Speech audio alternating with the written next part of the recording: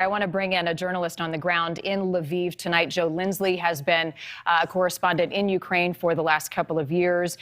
Joe, let's start with what you're hearing tonight. We are hearing from our sources that there are explosions happening in a number of cities.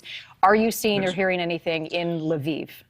Well, in Lviv, I sit here with the window open behind me so we can listen. It is calm here, but as soon as I got off with you a few moments ago, I heard from friends in Kyiv and Kharkiv. And in Kharkiv, maybe 30 minutes ago, they heard some loud noise. My friend said maybe it was 50 kilometers from the city.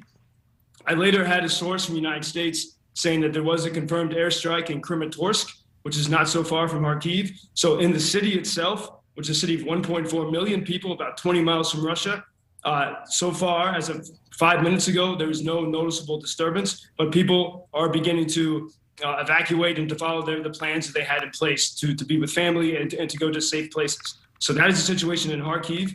Meanwhile, in Kyiv, just about the same time, a journalist friend called me and said that they also heard a loud noise. But as we see in your camera now, Kyiv looks very calm. There's cars moving in the street. Everything looks very peaceful in Kyiv. So it seems that these strikes, and we know at least of a strike that was outside of Kharkiv, have been outside of major cities. And that's what we know at the moment. There was a very extraordinary thing when Putin, and I think it was maybe 40 minutes ago, Putin announces and maybe you already reported this, a special military operation aimed, and this is very extraordinary, aimed at the demilitarization and the denazification of Ukraine. And I mean that's a war declaration. So much of the propaganda about this country since 2014, since the People's Revolution, has been that it is a sort of a radical right-wing Nazi country, and that has always been the Russian propaganda. It's nothing of the truth. It's a very tolerant nation that welcomes all kinds of people. So Putin is doing something, and it's happening now. Well, in addition, Joe, I just want to add to that not only did Putin declare this special military operation, but he also warned other countries, seemingly the United States and any other democratic countries across the world, not to get involved or there would be severe consequences. I'm thinking tonight about the Ukrainian people. You've got the military on one hand working to defend itself.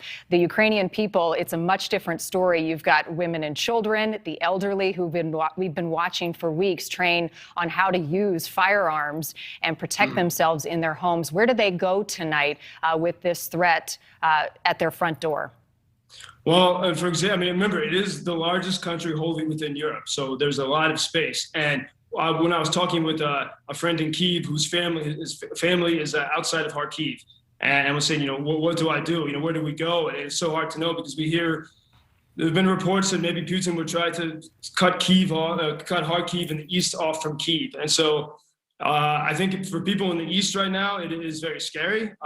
But again, and as we said in the earlier segment tonight, this is more of an attack that ever happened in 2014 for sure. But in 2014, Ukraine, they had a revolution, they had a new government, and the people defended their cities with barely any military assistance.